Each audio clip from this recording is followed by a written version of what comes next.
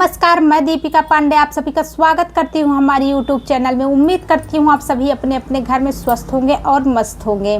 तो जैसा कि सावन का महीना चल रहा है और एक के बाद हमें एक त्यौहार मिल रहे हैं।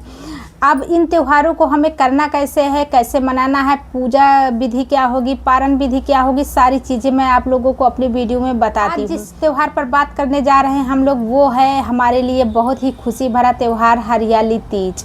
तो हरियाली तीज के पूजा का मुहूर्त क्या रहेगा, सुबह हमें इस पूजा में क्या करना है, शाम को पूजा कैसे करनी है, सामग्री क्या रहेगी, पारण विधि क्या रहेगी, किस मुहूर्त में हमें पूजा करना है, फिर पारण कब करना है, संकल्प कब लेना है, ये सारी चीज़ें आप लोगों को इस वीडियो में मैं आप लोगों को बताने वाली हूँ। तो वीडियो में अंत तक ज़रूर बने रहिएगा, आप लोगों को सारी चीज़ें बहुत ही आसानी से समझ में आने वाली है। कमेंट बॉक्स में एक बार हर हर महादेव ज़रूर लिख दीजिए। आइए वीडियो को स्टार्ट कर देते हैं। तो जैसा कि आप लोगों को पता है कि तीज का त्यौहार जो भी सुहागन स्त्रियां होती हैं और या फिर कुंवारी कन्याएं भी इस व्रत को रखती हैं। तो तीज का व्रत जो लोग भी इस बार रखना चाहती हैं या फिर जिनका इस बार पहली बार है वो लोग इस बात को ध्यान से सुन लें। उन्हें इस बार का व्रत नहीं उठाना है। अगर पहली बार का उनका व्रत है तो इस साल उन्हें व्रत नहीं उठाना है, क्योंकि इस बार अधिक मास लगा था। तो ऐसे में व्रत जो नया व्रत होता है, पहली बार अगर कोई इस व्रत को कर रहा है तो ऐसे में नहीं किया जाता है। अब बात करते हैं, सबसे पहले आप लोग जान लीजिए कि व्रत आप लोगों को रखना कब है, 14 तारीख को रखना है या फिर आप लोगों को व्रत 15 तारीख को रखना है।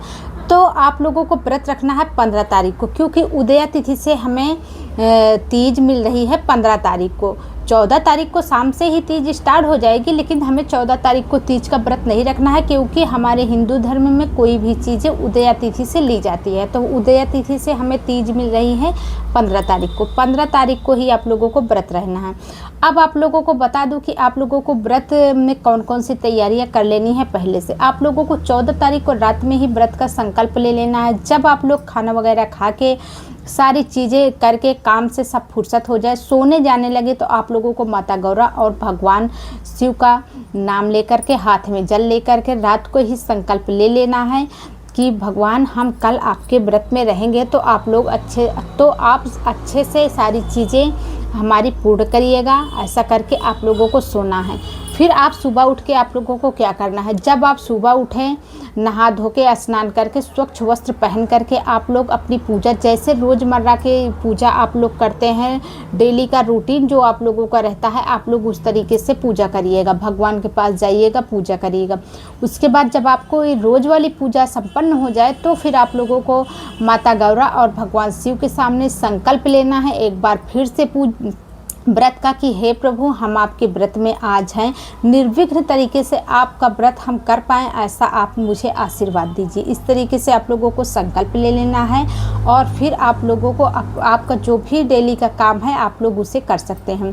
एक बात ध्यान रखिएगा, जिन लोगों का व्रत निराजली है वो लोग ज़्यादा मेहनत वाला इस दिन काम ना करें। थोड़ा सा ऐसी जगह में रहें जहाँ की उन्हें ठंडक मिल सके, पंखे के नीचे। किचन में ज़्यादा देर आप लोग काम ना करें, क्योंकि जितना ही हमारे शरीर से पसीना निकलता है हमें उतनी ही ज़्यादा प्यास लगती है। तो आप लोग ऐसा माहौल अपने आसपास बना के रखिए कि आप लोगों को ज़्यादा गर्मी ना लगे, आप लोगों का शरीर ठंडक में रहे। तो आप लोग इस तरीके से देख लीजिएगा कैसे आप लोगों को मैनेज करना है। आप लोग पहले से इन चीज़ों को मैनेज करके रखिए। फिर आप लोगों को क्या करना है, आप लोग मेहंदी वगैरह लगा लीजिएगा। देखिए, कुछ लोग तो मेहंदी 14 तारीख को ही लगा लेंगे, लेकिन जैसा कि मुझे लगता है कि आप लोगों को 14 तारीख को मेहंदी नहीं लगानी चाहिए, क्योंकि हमारा व्रत जो रहेगा, व्रत हमारा 15 तारीख को रहेगा और इसी दिन हमें 16 श्रृंगार करना चाहिए। तो हमारे 16 श्रृंगार में मेहंदी भी आती है। तो मेहंदी जिस दिन हम व्रत रहें उस दिन हमें मेहंदी लगाना शुभ माना जाता है, तो हमें मेहंदी उसी दिन लगाना चाहिए। तो आप लोग जैसे कि मेहंदी लगाते हुए आप लोग भजन वगैरह भी गा सकती हैं, मेहंदी लगा सकती हैं, तभी तो हमारे घर में व्रत जैसा माहौल भी हमें देखने को मिलता है। ऐसा लगता है कि कुछ अलग है, आज त्यौहार है तो कुछ अलग होना चाहिए। तो इस हिसाब से ये सारी चीज़ें जब हम उस दिन घर में अपने करते हैं तो ऐसा लगता है हाँ, आज हमारे घर में कुछ अलग है, कोई त्यौहार है। तो आप लोग देख लीजिएगा अपनी सुविधा के अनुसार। अगर आप लोगों को 14 तारीख को मेहंदी वगैरह लगाना आप लोगों की सुविधा के अनुसार सही लगता है, आप लोग कर लीजिएगा उस तरीके से। लेकिन अगर आप लोगों को भी मेहंदी 15 तारीख को ही लगानी है तो बहुत ही अच्छी बात है, आप लोग 15 तारीख को मेहंदी लगा लीजिएगा। बालों में गजरा वगैरह आप लोग शाम को जब पूजा करने से पहले आप लोग गजरा वगैरह लगा लीजिएगा, पूरा 16 श्रृंगार आप लोग कर लीजिएगा। आलता, मेहंदी, बिंदी, नेल पॉलिश, सारी चीज़ें आप लोग लगा लीजिएगा। खूब अच्छे से तैयार हो जाइएगा, इत्र वगैरह भी लगा लीजिएगा। सारी चीज़ें करके आप लोग अच्छे से, एकदम अच्छे से आप लोग तैयार हो जाइएगा। फिर उसके बाद आप लोगों को इस बीच में करना क्या है, जिन लोगों का निराजली व्रत है उन लोगों के लिए बता रही हूँ, वो लोग 2-3 बार अपना हाथ पैर धुल लेंगी। अगर नहा सकती हैं तो दिन में 2 बार आप लोग नहा लीजिएगा। इससे आप लोगों को प्यास कम लगेगी और शाम तक आप लोग अच्छे से रह पाएंगे।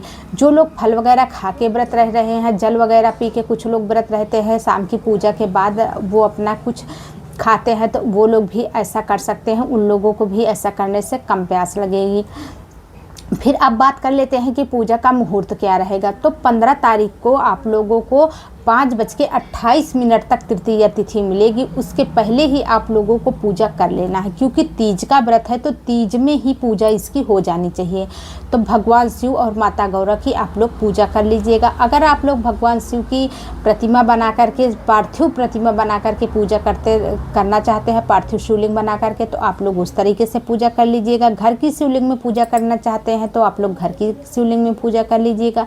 या फिर आप लोगों के यहाँ ऐसी परंपरा है कि आप लोग मंदिर में जाके पूजा करना चाहते हैं, तो आप लोग समय से 5:28 के पहले आप लोगों की पूजा संपन्न हो जानी चाहिए। तो इस तरीके से आप लोग अपने टाइम को मैनेज कर लीजिएगा और जाके मुहूर्त के अंदर ही आप लोग पूजा कर लीजिएगा। इन चीज़ों का आप लोगों को ध्यान रखना है। तो आप लोगों को श्रृंगार की वस्तुएं चढ़ा देना है। माता गौरा को आप लोग श्रृंगार की वस्तुएं चढ़ा दीजिएगा। पूरा 16 श्रृंगार की वस्तुएं माँ गौरा को चढ़ाई जाती है, तो आप लोग चढ़ा दीजिएगा अपने सामर्थ्य के अनुसार। अगर आप लोग वस्त्र वगैरह भी चढ़ाती है, या फिर कुछ गहने हो गए, जैसे बिछुआ हो गया, पायल हो गया, या फिर छोटी सी कान की कील वगैरह हो गई, ये सारी चीज़ें अगर आप लोग चढ़ाती हैं तो आप लोग चढ़ा दीजिएगा। जिनका पहली बार होता है वो लोग को, तो उन लोगों को तो ये चीज़ें भगवान को ज़रूर चढ़ानी चाहिए, ऐसी मान्यता है। अगर नहीं हो पा रहा है तो जो आपके पास हो पा रहा है, आप श्रद्धा के अनुसार व्रत रखिएगा और वो चीज़ें जो आप लोगों के पास है उन चीज़ों को आप लोग चढ़ा दीजिएगा।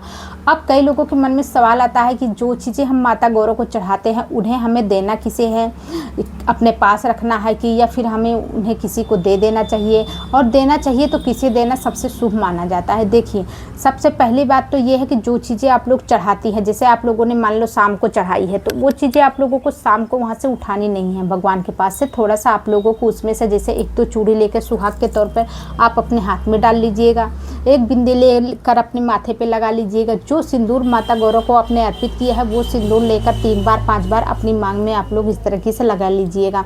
जितनी बार आपने माँ गौरा को लगाया है उतनी बार अपने मांग में आप लोग लगा लीजिएगा। और बाकी की चीज़ें, जो श्रृंगार की चीज़ें आप लोगों ने चढ़ाई है वहाँ पे वो चीज़ें ऐसे चढ़ी रहने दीजिएगा रात भर के लिए।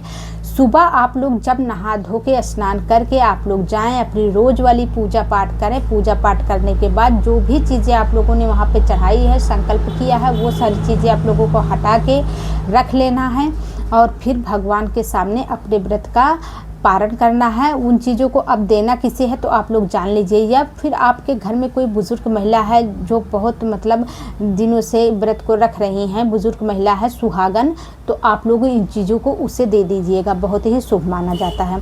लेकिन अगर आप लोग मंदिर वगैरह में देना चाहती हैं तो आप लोग मंदिर वगैरह में पंडित जी को अगर देती हैं, आपके यहाँ की परंपरा है पंडित जी को देना, तो आप लोग वहाँ पे उनको दे दीजिएगा। आप लोग पहले अपने घर में देख लीजिएगा कि आप लोग घर में किसे दे सकते हैं। नंद को दे सकते हैं, बुआ सास को दे सकते हैं, बहन बेटियों को दे सकते हैं, जो सुहागन हों उन्हें दे सकते हैं, तो आप लोग दे दीजिएगा। नहीं तो फिर आपके पास पंडित जी को देने वाला रास्ता बचता है तो आप लोग पंडित जी को दे दीजिएगा। अब कई लोगों के मन में ये सवाल आएगा कि अगर हम मंदिर में पूजा कर रहे हैं तो हमें पूजा की सामग्री का क्या करना है, कब उठाना है। आप लोग पूजा की सामग्री वहाँ पर चढ़ा करके भगवान के पास आप लोग अपने घर उस पूजा की सामग्री को लेकर आ सकते हैं, या फिर वही मंदिर में छोड़ना चाहते हैं तो आप लोग छोड़ दीजिएगा, पंडित जी को दे दीजिएगा। घर में आप लोग अपनी बहन बेटियों, सास नंद को देना चाहती हैं तो आप लोग ले करके उसे आ सकते हैं और फिर अगले दिन आप लोग उसे दे सकते हैं। तो इस तरीके से आप लोग देख लीजिएगा कि आप लोगों के लिए कौन सी चीज़ें करना ज़्यादा सुविधाजनक है, आपके घर की परंपरा क्या है, उसी हिसाब से आप लोग कर लीजिएगा। अपने आसपास देख लीजिए, अपने घर में बड़ों से आप लोग पूछ लीजिएगा कि कैसे आप लोगों को करना है, आप लोग आगे कैसे करती आई हैं। तो ये सारी जानकारी मैंने आप लोगों को दे दी। अब बात कर लेती हूँ कि जब आप लोगों का पूजा संपन्न हो जाए, अगले दिन आप लोगों को पारण कैसे करना है, क्या चीज़ें खानी है क्या नहीं खानी है। तो सुबह उठ के पूजा पाठ जब आपका ख़त्म हो जाए, संपन्न हो जाए, उसके बाद आप लोगों को थोड़ा सा जल पीना है। उसी के साथ आप लोगों को कुछ भी मीठा खा के अपने व्रत का पारण कर लेना है। उसके बाद आप लोग जो भी अपने घर में बनाए हो कुछ हल्का भोजन आप लोग खा सकते हैं। इस तरह से आप लोग देख लीजिएगा कि आपके घर की क्या परंपरा है, क्या चीज़ें हैं। व्रत में जब भी आप रहें तो आप लोग अपने घर की परंपरा को ज़रूर ध्यान में रखा करिए, क्योंकि हर जगह की परंपरा अलग होती है। तो अपने परिवार, अपने कुल, अपने समाज की परंपरा के हिसाब से आप लोग किया करिए। जो ज़रूरी जानकारी होती है वो मैं आप लोगों को वीडियो में दे देती हूँ। मुहूर्त वगैरह किस दिन रखना है, क्या करना है, कैसे करना है, जो ज़रूरी चीज़ें होती हैं। और अगर आप लोगों को वीडियो थोड़ी सी भी अच्छी लगी है, जानकारी थोड़ी सी भी पसंद आई है, तो आप लोग वीडियो को लाइक कर दीजिए, चैनल को सब्सक्राइब करके बेल आइकन भी प्रेस कर लीजिएगा, ताकि आप लोगों को सबसे पहले जब भी मैं वीडियो डालूं तो नोटिफिकेशन मिल जाए। जाने से पहले कमेंट बॉक्स में हर हर महादेव जरूर लिख दीजिए। मिलते हैं ऐसी ही एक जानकारी के साथ अगली वीडियो में, तब तक के लिए हर हर महादेव।